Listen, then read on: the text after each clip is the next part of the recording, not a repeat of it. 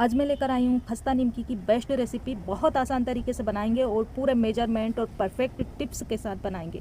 तो चलिए देर किस बात की, फटाफट बनाना शुरू करते हैं। इसके लिए वीडियो को कम्प्लीटली देखिएगा और वीडियो अच्छी लगे तो थम्स अप। फिर खस्ता निमकी बनाने के लिए मैंने लिया है 500 ग्राम मैदा।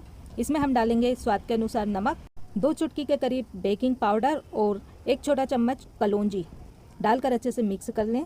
मिक्स करने के बाद इसमें हम डालेंगे मोयन के लिए 3/4 कटोरी ऑयल तेल। इसकी जगह पर आप घी को पिघला कर भी ले सकते हैं। मोयन को दोनों हाथों से इसे रब करते हुए पूरे मैदे में अच्छी तरह से मिला दें। फिर इसकी मुट्ठी बांध कर देखें, ये बन रही है आराम से, मतलब मोयन परफेक्ट है। अब इसमें थोड़ा थोड़ा सा पानी डालते हुए इसका हम पूरी के जितना टाइट आटा लगाकर तैयार कर लेंगे। इसका आटा लगाने के बाद इस आटे को हम प्लेट से कवर करके 10 मिनट के लिए ढक कर रख देंगे, जिससे आटा अच्छी तरह से फूल जाएगा।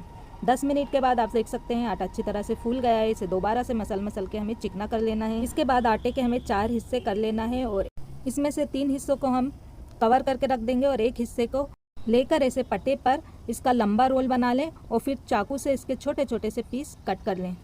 इसके छोटे छोटे से पीस कट करने के बाद इसमें से एक पीस उठा करके इसकी हम गोल लोई बना लेंगे। इसी तरह से सारी लोई बना करके इसे हम एक बाउल में रखते जाएंगे और बाउल को हमें ढककर रख लेना है। अब इसमें से एक एक लोई ले करके इसकी हम पापड़ जितनी पतली पूरी बेलकर तैयार कर लेंगे। पूरी की साइज़ में आपको बताऊं तो इतनी पतली होना चाहिए। मोटी पूरी बेलेंगे तो ये खस्ता नहीं रह पाएगी।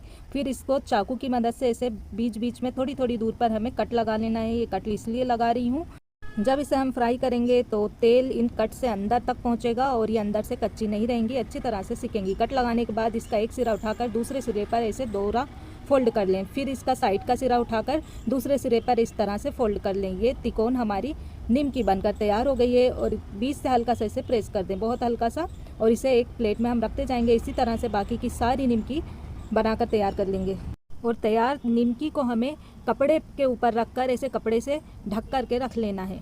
तो यहाँ पर मैंने इन्हें बनाकर तैयार कर लिया है। अब चलते हैं इन्हें फ्राई करने के प्रोसेस में। तो मैंने एक कढ़ाई में पहले से तेल डाल करके गर्म होने के लिए रख दिया था। थोड़ा सा आटा इसमें डाल करके तेल को चेक करेंगे। आटा सिक कर ऊपर आ रहा है तो तेल एकदम सही गर्म है। अब इसमें हम एक एक करके निमकी डालेंगे और इन्हें धीमी आंच पर फ्राई करेंगे। ये फ्राई होकर हल्की सी ऊपर उठकर आ गई हैं तो चम्मच से इसे चला लें और इसे अलटते पलटते हुए हमें क्रिस्पी कुरकुरा होने तक फ्राई करना है। इसे फ्राई होने में 9 से 10 मिनट का समय लग जाएगा, क्योंकि इसे हमें बहुत धीमी आँच पर फ्राई करना है, जिससे कि ये अच्छी तरह से अंदर तक के सिक कर तैयार होंगी।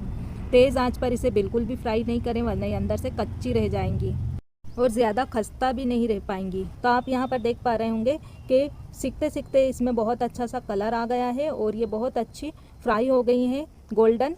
अब इन्हें हम निकाल लेंगे और इसका एक्स्ट्रा तेल वापस कढ़ाई में निथार देंगे। इन्हें एक प्लेट में निकाल लेंगे और इसी तरह से बाकी की निमकी को भी फ्राई करके तैयार कर लेंगे। एक बार फिर आपको मैं बता दूँ कि इन्हें ज़्यादा तेज़ आँच पर नहीं तलना है। एक बेच तलने के बाद आंच को थोड़ा सा धीमा कर दें। हल्का सा तेल ठंडा हो जाए तो दूसरा बेच डाल करके इसमें हमें फ्राई करना है। इसे बहुत धीरज के साथ फ्राई करना है। तो यहाँ पर मैंने दूसरा बेच भी फ्राई कर लिया है। इसे फ्राई होने में 8 से 9 मिनट का टाइम लग गया है। इसी तरह से बाकी के बचे हुए भी फ्राई कर लीजिए। तो खस्ता निमकी बनकर तैयार हो गई है।